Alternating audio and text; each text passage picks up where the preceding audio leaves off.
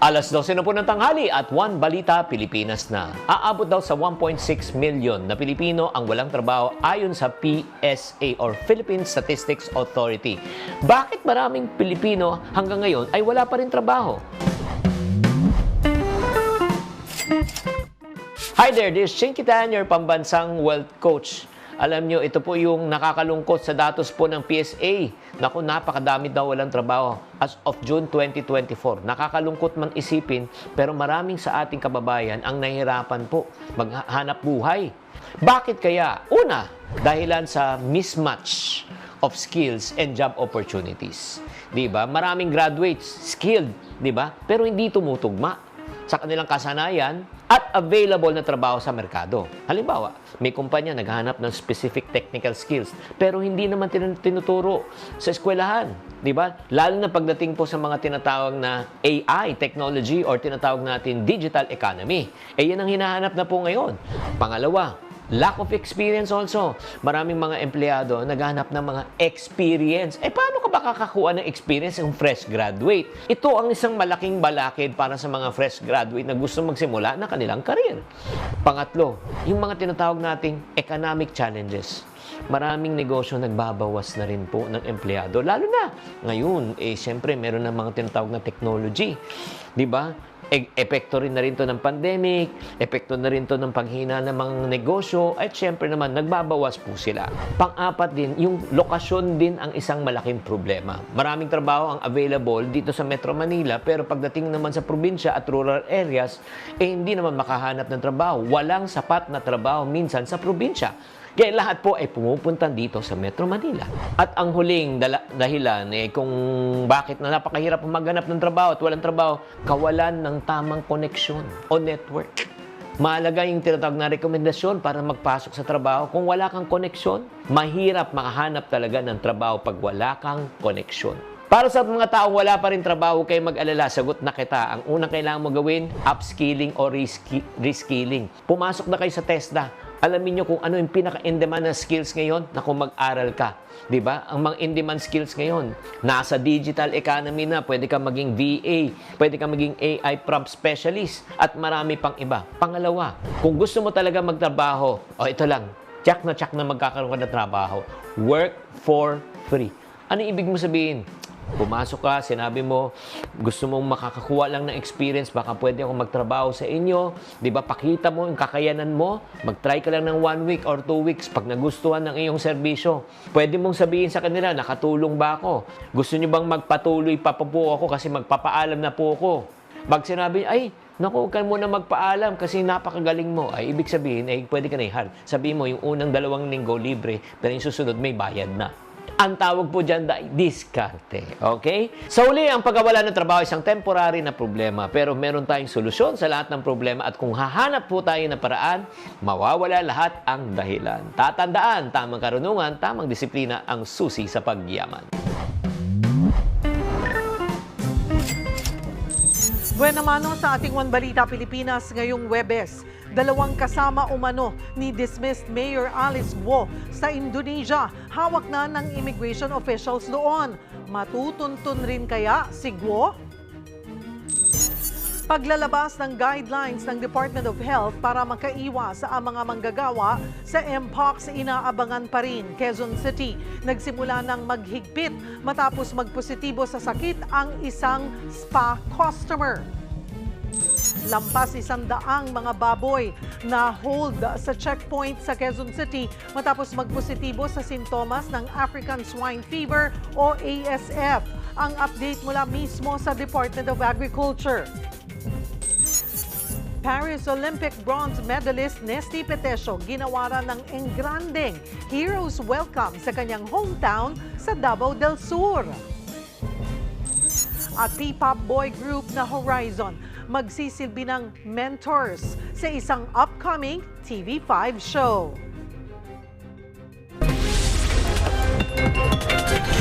Balitang mainit-init pa! One Balita Pilipinas na. Yan ang latest sa showbiz sikahan. Ngayong tanghalian, kasalo si Cheryl Cose. One Balita Pilipinas!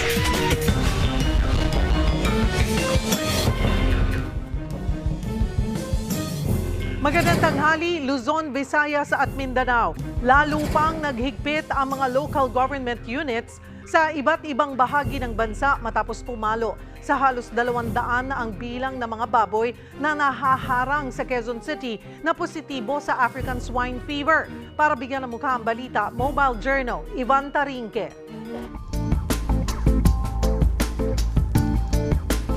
Kalat na kalat ngayon ang mga balita tungkol sa pagkakaroon ng ASF ng ilang mga baboy sa Batangas. Kaya pangamba naman ng iba.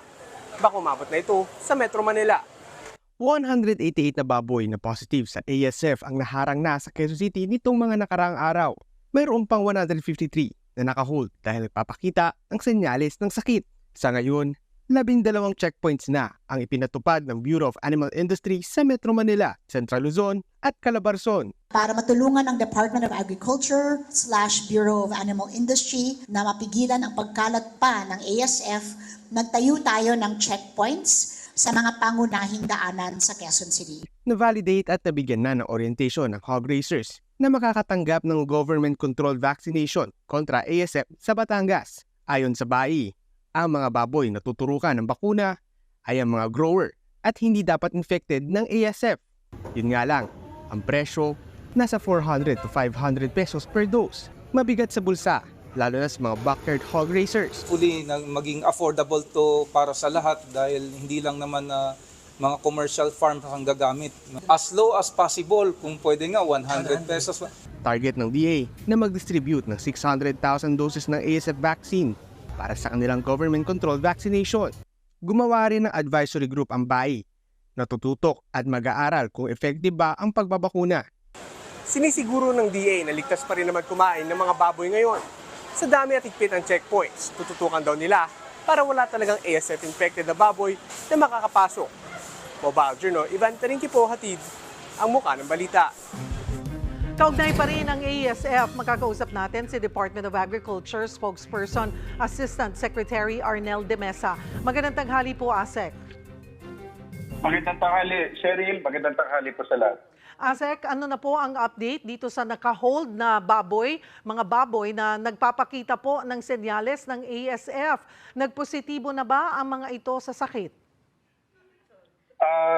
Cheryl, sa ngayon ay meron ng 8 shipment o trucks na nahuli tayo. Out of 9, merong isa ngayon na undergoing pa yung testing.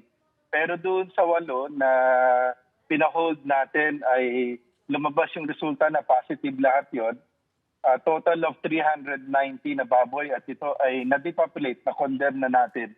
At yung isa natitira, 29 na baboy, ay tinetest naman natin. Ano po ang explanation nitong mga driver or yung may-ari po nitong mga baboy na ito na bakit ibiniyahe pa rin po nila itong 8 shipment na ito? Yun nga yung nakakalungkot, Cheryl, dahil nakita natin na pinolsify nila yung shipping permit na issue. Yung iba talaga na issue na, ni-recycle at talagang nakita rin natin na yung mga binabiyahe ay merong mga clinical signs na posibleng ASF at ito na nga nakita natin dito sa 8 shipment na to nag-positive. At meron din tayong 98 din na binalik naman natin sa origin yung mga shipment. So yung pong mga may-ari nitong mga baboy na to, maging yung pong nagbiyahe, may pananagutan po ba sila, liability? Pinag-aaralan na yan ngayon ng ating mga kinaukulan, lalo na sa Bureau of Animal Industry, kung ano yung mga pwedeng isampa na kaso, lalo na dito sa pag-falsify ng mga shipping permit at saka yung veterinary health certificate na dapat ay naayon at maayon. Pinatawag na po ba? Nakuhanan na po ba sila ng statement? Lahat ng documentation ay na-process na naman, Sherry. Apo. Alright. Kumusta na po ang ASF vaccine rollout sa Batangas, ASEC? Paano tinukoy kung aling farm yung pwedeng mag-avail ng vaccination? Cheryl, nung isang araw ay nadon ang team ng Bureau of Animal Industry, ang lokal na pamahalaan at saka ng Regional Field Office para simulan yung formal na proseso ng pagpapabakuna sa yung sasagawa ng orientasyon muna, mga mahigit 150 na mga magbababoy mula sa Lobo, Batangas ang dumalo at pinaliwanag sa kanila kung ano yung mga requirements at yung mga implementing guidelines para masimulan itong pagpapabakuna. So after nyan ay binisita rin simula kahapon yung mga identified farms dito sa Lobo, and then sa mga susunod na panahon naman ay kukunan niya ng dugo at i-test muna kasi ang bibigyan lang ng mga bakuna yung mga healthy na mga baboy at hindi pwedeng ibigay ito sa mga may sakit na. Opo. At bukod po sa Batangas, ASEC, magkakaroon din ba ng vaccine rollout sa iba pang probinsya? Yes, itong nauna ay part ng emergency procurement, yung 10,000. Ang nakalaan dito ay 600,000 doses at after nitong Batangas ay sisimulan na rin yung ibang lugar. Yun pong presyo po nitong vaccine, 400 to 500 pesos per dose daw yung presyo po ng ASF vaccine. Mabigat po ito kung titingnan natin para sa backyard hog farmers. May assistance po ba silang makukuha? Sherry, itong 350 million worth ng bakuna na unang bibilihin ng ating kagawaran, ito ay ipapamahagi ng libre dahil ito ay under controlled and monitored release as per the CPR na na-release ng FDA. So libre itong ipapamahagi lahat. Wala itong bayad. At tinitingnan din ng kagawaran sa susunod na mga panahon kung makapaglaan din ng pondo. Kasi tsaka priority natin dito yung mga smallhold at saka yung backyard research natin. Kung makapagbigay pa rin ng additional assistance sa mga susunod na panahon. Kasi sigurado pong magkakaroon po ito ng epekto sa presyuhan po ng baboy.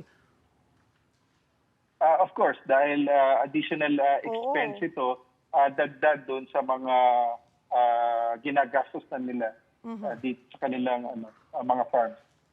Sa sitwasyon po natin ngayon, ito pong nakakaroon na po ng problema po dito sa ASF. Tumaas na ho ba ang presyo ng mga baboy ngayon? Normally, Cheryl, pag merong ganitong resurgence ng ASF, bumababa yung presyo ng farm gate at saka pa tataas. So ngayon naman yung sa monitoring namin, stable pa rin naman yung presyo ng baboy sa mga family. Marami po ang umiiwas sa pagkain ng karneng baboy ngayon dahil nga po sa takot sa ASF. Ano po ang mensahe natin sa publiko kaugnay nito? Cheryl, sinisiguro ng ating kagawaran na sa ating mga mamimili at kakain ng karneng baboy, siguraduhin lang po nila na hanapin yung tatak ng pagkakasuri ng NMIS sa mga karneng baboy sa pamilihan o sa grocery man. At nakakatiyak po tayo na lahat ng karneng baboy na dumaan sa pagkakasuri po ng NMIS ay malinis at ligtas para po ating pagkaluto ay pwede po natin kainin. So, ugaliin po natin na tanongin at hanapin yung tatak ng pagkakasuri po ng NMIS. Sakali man pong ASEC na may nakalusot, may ASF po yung baboy na nabili. Pag po ba ito'y naluto ng maigi, safe naman pong kainin? Cheryl, itong virus na to ay hindi nagdudulot ng pagkahawa mula sa animal o sa baboy papunta sa tao. So, hindi naman mahahawa ang tao. Ang atin pong gabay ay lahat po ng karne ngayon ay mas maganda po lutuin mabuti.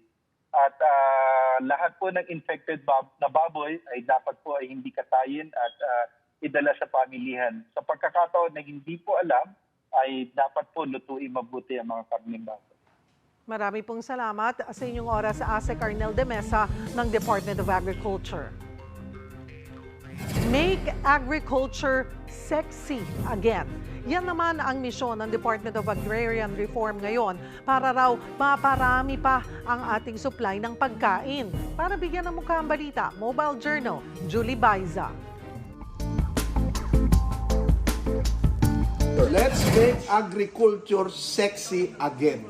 We have to encourage the young people to go into it. Iyan daw ang dapat gawin para mapaunlad ang sektor ng agrikultura sa bansa ayon kay DAR Secretary Conrado Estrella. Paliwanag ni Estrella, Maeengganyo ang mga kabataan kung kabilang sa 3 prioridad na mabigyan ng lupa ng gobyerno ang mga graduate ng 4-year agricultural courses. 3 hektarya ng agricultural land ang naghihintay sa mga ito. Magpapalista ka sa regional director kasi depende rin. Ang hirap kasi kumuha ng mga government-owned lands.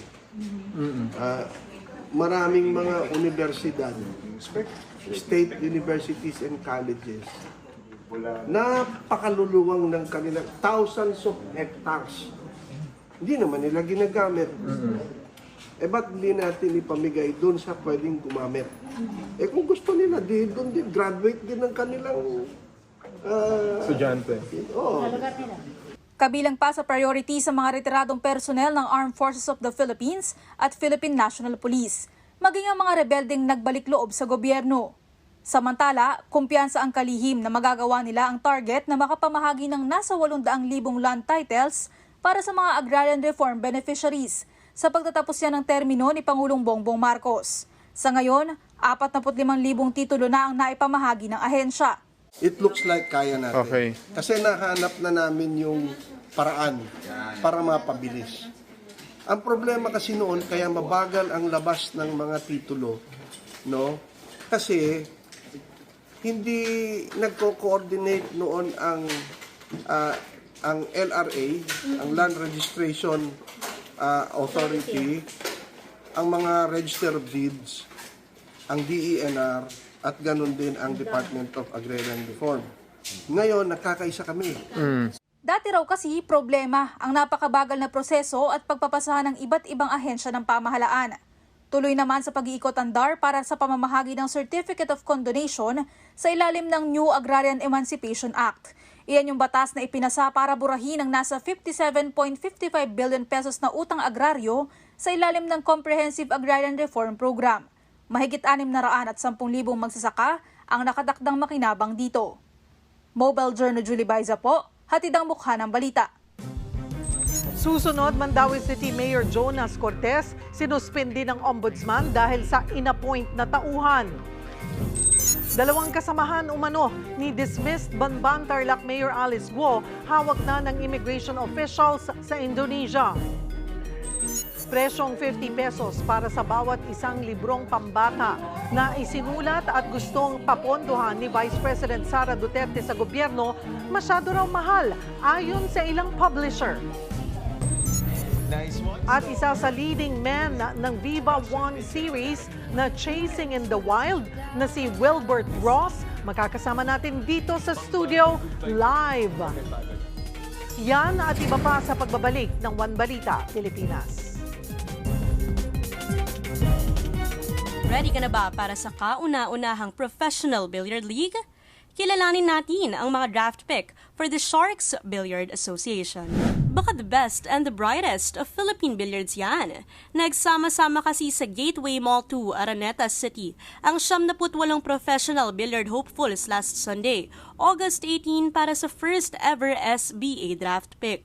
Pinangunahan yan ng SBA CEO and founder Hadley Mariano at Managing Director George Ho. Ayon sa CEO, isa sa malalaking dahilan kung bakit nabuo ang liga ay upang mabigyan ng stable income ang mga manlalaro. Well, initially, we started, of course, with open tournaments, the regular stuff. And we saw, George and we saw that this wasn't fully compensating the players. They were still doing money games outside. Dagdag naman ng Managing Director na si George Ho, deserve na mabigyang pansin ang international level talent ng mga Pinoy pagdating sa pagbibilyar. And so we hope that the league will be able to showcase these players and to show them that just because they never played outside the Philippines doesn't mean that they cannot compete at a world-class level. And I hope you'll see that very soon. 4 na koponan ang maglalaban para sa unang season na binibigyang representasyon ang Luzon, Visayas at Mindanao. Ang Quezon City Dragons, Taguig Stallions, Negros Occidental Pillars at Manila MSW Mavericks. Kada team ay binubuo ng 5 manlalaro. Binubuo ni Jericho Banyares ng QC Dragons, Rodrigo Geronimo ng Taguig Stallions, Oliver Villafuerte ng Negros Occidental Pillars at Bassett Mokaibat ng Manila MSW Mavericks ang unang round ng draft pick. Kwento ng third-round pick na si Dean Mark Castronuevo ng QC Dragons, kabado man, iba pa rin ang saya na mapiling mabigyan ng pagkakataon. Dahil sa pagtitiwala ng team owner, pagbubutihin namin at makikipag-ugnayan kami sa team captain namin para maging maayos at maganda makapag-perform kami ng maayos sa SBA. At ang mensahe niya sa ibang koponan? Kabahan sila kasi baluarte namin to. At syempre, hindi makukumpleto ang event kung wala ang billiard legends na si Efren Bata Reyes at Francisco Django Bustamante. Swerte lang kayo, may liga ng bilyar dito sa atin. Noong panahon namin, walang ganito, walang pera. Pinagpala lang kami ni Paring Efren na sumuporta ang Puyat Sports sa amin. Kayo may team owners na mag-aalaga sa inyo. Kaya galingan ninyo. Good luck sa inyo at mabuhay ang SBA. Present rin ang Games and Amusements Board Chairman na si Attorney Francisco Rivera na nagbigay mensahe sa mga aspiring professional billiard player. There is now an opportunity to enjoy the game and at the same time look forward to a big payday. And this would be provided by SBA. Magsisimula ang 3-month season ngayong Setyembre. Abangan ang iba pang detalye sa official social media accounts ng Sharks Billiard Association. Napakagandang pagkakataon nito upang maipakita ang talentong Pilipino sa larangan ng billiard. Kaya suportahan natin ang mga laban ng Sharks Billiard Association sa mga susunod na linggo. Mobile Journal Denise Valdesancho po, hatid ang mukha ng balita.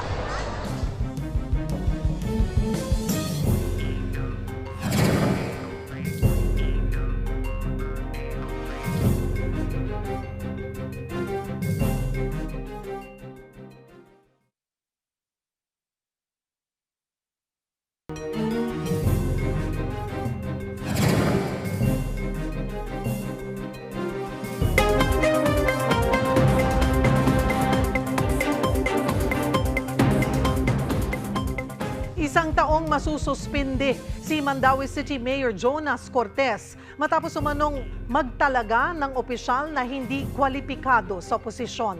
Yan at iba pang balitang dako hatid sa atin ni One News Cebu Desk Editor Dale Israel. Dale? My good to Sheriff, sinuspindi ng Ombudsman si Mandaue City Mayor Jonas Cortez ng isang taon dahil sa grave misconduct and conduct prejudicial to the best interest of the service. Nagugat ito sa kanyang pag-appoint kay Camilo Basaca Jr. bilang OIC ng Local Social Service or Social Welfare Office. Ang problema base sa reklamo ng tatlong complainants, hindi naman licensed social worker at walang 5-year experience sa social work si Basaca na siyang required sa posisyon. Naungkat yan pagkatapos daw na hindi inaksyonan ang kanilang request for financial assistance sa Social Welfare Office. Pero depensa ni Mayor sa non-government organization na kaabag ang experience ni Basaca. Yun nga lang, nabisto ng Ombudsman na si Cortez mismo ang founder ng kaabag. 1-year suspension without pay ang parusa kay Cortez, pero hindi pa napapatupad ang suspension order na aapilahin daw ng kanyang kampo. Sa iba pang balitang dako, Cheryl, Dimas Rehas ang isang 24 anyos na LGBTQ member matapos umanong nakawan ng pera ang isang Turkish national na nakilala niya sa isang dating app. Nagkasundo raw na magkita sa isang kondo ang suspect na alias Maan at ang Turkish national na nagbabakasyon sa Cebu. May nangyari daw sa kanila pero pagkatapos nito ay humingi ng 5,000 piso si Maan sa dayuhan.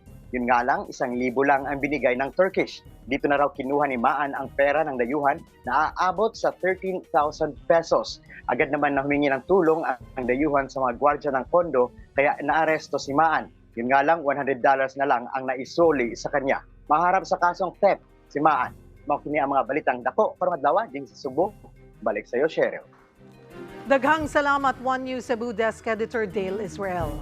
Sa ibang balita, kulang-kulang 12 pesos at hindi 50 pesos bawat isa. Ganyan lang ang dapat na presyo ng librong Isang Kaibigan ni Vice President Sara Duterte base sa tansya ng publishers na nakapanayam ng philstar.com. Pero ano nga ba ang nilalaman ng nasabing aklat? Magbabalita si Marian Enriquez. Isa Isa-isang tinignan ni Senadora Risa Hontiveros ang mga pahina ng librong Isang Kaibigan na ipinadala sa kanya. Ito ang librong inakda ni Vice President Sara Duterte na hinihingan ng 10 milyong pisong pondo ng Office of the Vice President para maipamahagi raw sa mga bata. What do you think about it, ma'am? Nascan ko pa lang eh. Colorful yung illustrations. Ang children's book na ito ay tungkol sa ibong si Quago na maraming kaibigan hanggang sa hinagupit siya ng bagyo na sumira sa kanyang pugad. Yun nga lang, iniwan siya ng kanyang mga kaibigan. Pero may isang bumalik at tinulungan si Quago na muling buuin ang kanyang pugad. Ang lesson ng libro ay pagkakaibigan at paggawa ng kabutihan sa kapwa. Sa huling pahina ng Isang Kaibigan, makikita ang larawan ni VP Sara at ang caption ay siya ang ika-15 pangalawang Pangulo ng bansa. Nakalagay rin doon na siya ang tunay na kaibigan.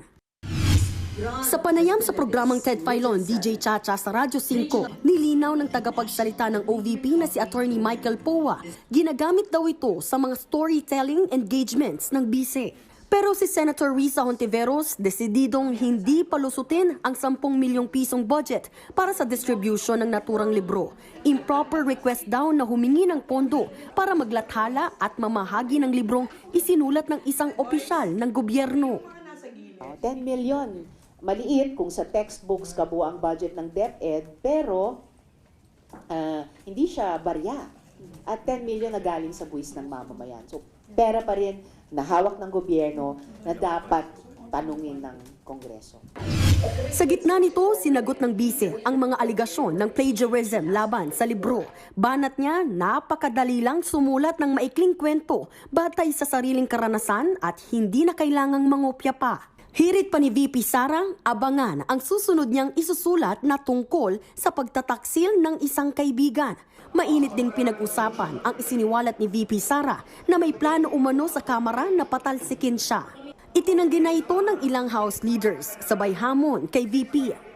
I-identify na lang niya yung mga friends niya na nagsabi para yung mga friends niya ang magsabi kung tama po yung mga nakukuha nilang impormasyon mula sa grapevine. Giit naman ni House Assistant Majority Leader at Iloilo Representative Janet Garin, wala silang oras sa impeachment dahil busy silang mga kongresista sa pagbusisi ng budget at iba pang hearing. Sakali mang may nilulutungang impeachment complaint at pumasa ito sa Kamara, magko-convene bilang impeachment court ang Senado. Pero tumangging magkomento rito si Senate President Cheese Escudero. May paalala lang siya sa mga kapwa mambabatas. Na huwag magsalita kaugnay sa anumang kwento, chismis o sa pinang-impeachment. Dahil ayon sa batas, posibleng makarating yan sa Senado. At hindi magandang pinapanguna ng sinumang miyembro ng Senado ang anumang usapin o impeachment. Para sa 1PH, Marian Enriquez, News 5. Hola mga kapatid, ready to fall in love again sa napapanood na ngayon sa Viva One series na Chasing in the Wild. At sa isa nga sa magiging leading men sa series ito, si Wilbert Ross na makakasama natin ngayon dito sa studio. Wilbert! Hello! Hi everyone! Hi. Grabe! MJ. I'm so happy na sa university series ka. Ako, as a wholesome boy. I'm so happy na nandito ako sa studio sa wakas. Oo, kasi Sobrang tagal, Zoom at presscon lang tayo in the field. Pero I'm so happy kasi nga, talagang as a wholesome character ka rito. Sino ka ba rito sa Chasing in the Wild? So, sa Chasing in the Wild, ako dito si Arkin. Si Arkin ay character from University series na siya yung bida sa Book 5. Siya isang singer-songwriter at saka artista doon sa book. Oh! So, ganun yun. Hindi naman pala nalalayo. Sakto lang. Di nalalayo. Yeah. Pero wait lang, nasa Book 5 ka. Yeah. Ang ngayon napapanood ng mga fans natin ay Book 3. Book 3, si Gab Lagman tsaka si Hyacinth Cayado ang bida. Yes. Na grabe, breakout rito si Hyacinth na lumalaki na rin ang fan base ng ng kanilang love team. Actually, sobrang unexpected for Hyacinth kasi hindi siya bago pa lang talaga siya sa industry. And then yung performance niya dun sa episode 1 pa lang kasi sobrang ganda. Also with Gab, sobrang galing ng chemistry, kilig, nakakatawa. Oh my gosh. And ikaw, ang makakapartner mo is si Bea Benene. Yeah, sa book Bea Benene! Bea Benene! Oo. Hi, madam. Oo, hi Bea. Nakakatawa kasi 'di ba, parang you guys, ang dami nyo naging prolific na television roles. Ikaw, series as well. And Bea, di ba? Talagang di natin kaya ibanggit pa si Bea Benene. Kamusta? Nag-bonding na ba kayo? Nag-bonding na kami siya nocturno. Magkasama kami doon. Oh no? Yeah, kami doon as magjowa kami doon. Yun yung first namin on-screen. Doon nakita ng Viva? Or... I don't know kung saan nakita ng Viva. Pero Oo. meron din naman kaming chemistry test. And I think meron naman siguro doon sa test. Kaya ako nakuha talaga sa role. Ano masasabi mo sa kay Bea? I'm so honored.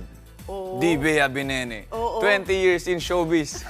Di ba? Baby pa si Bea, nakikita na natin. Oo, yeah, sobrang cute. So, sobrang honored ako and I'm excited na makatrabaho ko siya. Kasi nung nagkatrabaho kami sa Nocturno, sobrang gaan lang. Ang bilis lang namin magbatuan. Pero parang hindi magaan yung trabaho sa yung kwento na Nocturno, Oo, mabigat yun. Oo. Kasi sa abangan ng mga tao yun soon, sobrang ganda nung movie na yun. Manifesting na quarter 4 ng taon na to, mapanood natin ng Nocturno, of course, with Nadine as well. Nadine, yeah. And Direk Michael, itong reunion project.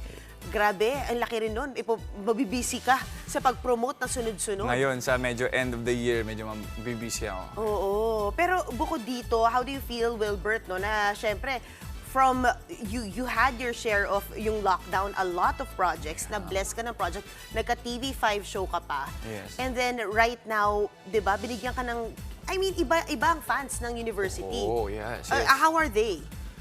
Wild talaga sila. Kasi walang araw na wala akong edit na nakikita. Kasi sobrang lawak ng fans ng mga Wattpad readers. Tapos considering pa na parang they see me as the real life version of the character Arkin. So nakakatuwa, sobrang excited at sobrang excited ako na ma-fulfill yung role ko soon. May pressure ba? Kasi double-edged sword ang pagganap ng isang libro at pag-adapt sa TV, di ba? Kasi nga, di ba, parang laging sasabihin na, mas maganda yung libro. Or you can make it better as Arkin and make it your own. Ano yung pressure na yun sa'yo? Siguro pressure kasi alam kong perfectionist sila, which is hindi natin masisisi kasi syempre may kanya-kanya silang imagination as a reader. Oo, iba imagination. Pero I think sa akin, since na pag-aralan ko na yung character at feel ko naman nagagawa ko naman siya naturally kasi hindi naman ganun. Kasi maloko din kasi yung Arkin, hindi siya serious guy. Bagay. Oo, kasi pag serious guy, yun yung medyo mahihirapan ako talaga na i-maintain maging serious. Kaya, feel ko magagawa ko siya, tapos mas okay sa akin na sa acting mismo pag nasa adaptation na kasi madaming mga ad-libs na pwede mong ipakita, so pwedeng mas maganda pa yung mapalabas. Oh my gosh! Pero wait lang, invite mo na sila. Saan napapanood ng Chasing in the Wild? So guys, panoorin niyo po ang Chasing in the Wild. Sa Viva One app po yan. Mag-subscribe po kayo. Meron 3 months, 6 months, and 1 year subscription. Ayun, Chasing in the Wild, starring Gab Lagman, si Hyacin Cayado, at marami ibang artista. Kasama din ako dyan. Ayun, on Viva One. Yon! Thank you so much, Wilbert. We'll see you so much, again sa pag-promote mo ng iba mo pa mga project. Thank you! At syempre, meron pa tayo iba pang showbiz chika, guys, sa pagbabalik yan ng One Balita Pilipinas.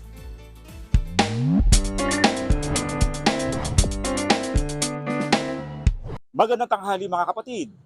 Pumatok online ang pag-giveaway ng isang mag-asawa sa kanilang kasal. Ang souvenir kasi nila, mga prutas at gulay na pwedeng ikonsumo ng kanilang mga bisita. Kung kayo ang tatanungin namin mga kapatid, anong gulay at prutas ang magandang ipamigay sa inyong mga bisita? Samahan niyo ako at magtatanong tayo dito. Gulay po. Bakit gulay? Para healthy. Prutas po. Bakit prutas? Kasi masustansya. I think gulay, prutas po. Bakit prutas? Kasi yung prutas po, kasi most of the people po parang mas marami yung kumakain ng prutas kaysa sa gulay. Although pareho namang nutritious. Gulay na lang po. Bakit gulay? Kasi sa mahal ng bilihan ngayon, kailangan natin ng mga masusustansyang pagkain natin. Okay. Prutas po. Bakit prutas? Para kung hindi po sila kumakain ng gulay, pwedeng prutas, mga Ako ang inyong hani ng bayan, ang tunay at nag-iisang pantanggal umay sa pananghalian.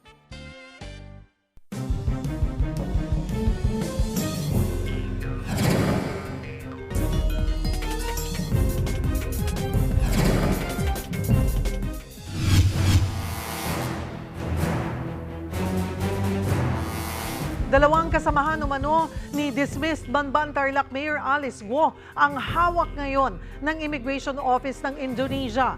Para sa update, magkakausap natin sa linya ng telepono si Ria Fernandez. Ria, sino ang dalawang ito at may impormasyon na rin ba kung nasaan nga ngayon si Alice Guo? Cheryl, nasa kustodiya na nga ngayon ng Immigration Office ng Indonesia ang dalawang kasamahan ni Alice Guo. Ito ang ibinahagi sa media ni DILG Secretary Benhur Abalos sa sidelines ng Local Governance Summit dito sa PICC Pasay kanina.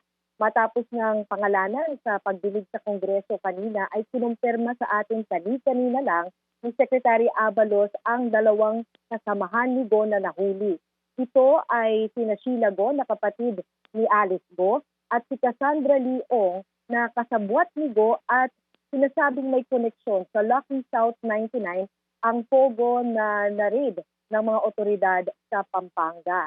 Pero base raw sa natanggap ni Abalos na ulat mula kay PNP Chief Romel Marbil kagabi, naharang itong dalawa sa tulong ng koordinasyon ng ating police attaché doon sa mga Indonesian authorities. Sa ngayon, for checking daw ang mga ito at posible raw na maiuwi sa Pilipinas ngayong araw. Cheryl? May balita daw ba, nakuhanan ba ng statement itong dalawa kung kasama nga nila si Alice Guo na dumating sa Indonesia? Cheryl, initial pa lang yung mga impormasyon nakukumpirma at nakukuha natin sa mga opisyal. No? Kung CSILG ang ating pagbabasehan, wala pa siyang ibinibigay na impormasyon sa whereabouts ni Alice Guo. Ang naibigay pa lang niya sa atin ay yung tungkol dito kay Sheila Guo at kay Cassie O. Klaruhin natin, ulitin ko lamang, sina Sheila at Cassandra Ong ay posibleng maiuwi within the day, pabalik dito sa Pilipinas. Yes, yan ang nabanggit sa atin kanina lang ni Secretary Abalos. Maraming salamat, Ria Fernandez.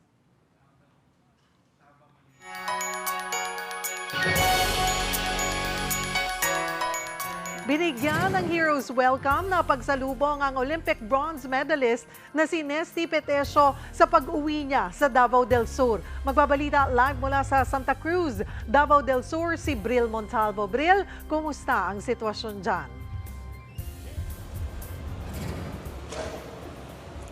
Cheryl, mainit kang sinalubong ng kanyang mga kababayan dito sa Davao del Sur, si Olympic bronze medalist Nesty Petesio. Cheryl, sa boundary ng Davao City at bayan ng Santa Cruz, Davao del Sur, sinimulan ang motorcade para kay Nesty. Todo kaway na may kasama pang cheer ang mga mag-aaral na may dala pang flaglets sa bawat paaralan na nadadaanan ng motorcade. Ipinagmaneho mismo ni Santa Cruz Mayor Tata Sala si Nesty. Pagdating sa Municipal Hall, mainit naman siyang sinalubong ng mga kawani ng LGU Santa Cruz. Pagkatapos ng motorcade ay nagsagawa ng malaking programa para kay Petesio ang LGU. Binigyan siya ng Certificate of Appreciation at cash donation na umaabot ng 850,000 pesos na pinag-aambag daw ng mga empleyado ng LGU. 250,000 dito galing naman daw sa kaba ng LGU ng Santa Cruz. Sa talumpati ni Petesio, sinabi niyang hindi siya titigil sa pagbaboxing hanggat hindi makukuha ng gintong medalya sa Olympics. Pinasalamatan din niya ang kanyang pamilya at lahat ng mga sumusuporta sa kanyang career. Cheryl, kahapon nga ay nauna nang binigyan siya ng Heroes Welcome ng Davao City at nag-courtesy call na rin siya kay Mayor Sebastian Duterte. Pagkatapos nga ng kanyang mga aktibidad dito sa lungsod, ay lilipad na siya bukas ng Maynila para naman sa kanyang mga nakalatag pang ibang engagement. Cheryl? Daghang salamat, Bril Montalvo. Nakuha na ni Olympic double gold medalist Carlos Yulo ang ipinangakong cash reward ni MVP Group Chairman Manny V. Pangilinan. Mainit na winelcome ni MVP si Kaloy sa kanyang opisina sa Makati. Personal na ibinida ni Yulo kay MVP ang kanyang mga gold medal. Sa meeting, in-announce mismo ni MVP ang 10 million pesos na cash reward kay Yulo. Bukod pa yan sa 5 million pesos para sa coaching staff ni Kaloy at tig 2 million pesos naman para sa 2 boxers na nakakuha ng bronze medal. Tiniyak din ni MVP na magpapatuloy ang suporta niya sa mga atleta sa 2028 Los Angeles Olympics. At yan po ang mga bumabanderang balita at public service sa inyong tunay na kasalo sa tanghali. Hanggang bukas, dito sa Balita magpapabusog sa inyong kaalaman. Ako po si Cheryl Cosim. Kami ang 1PH, teleserbisyo para sa Pilipino.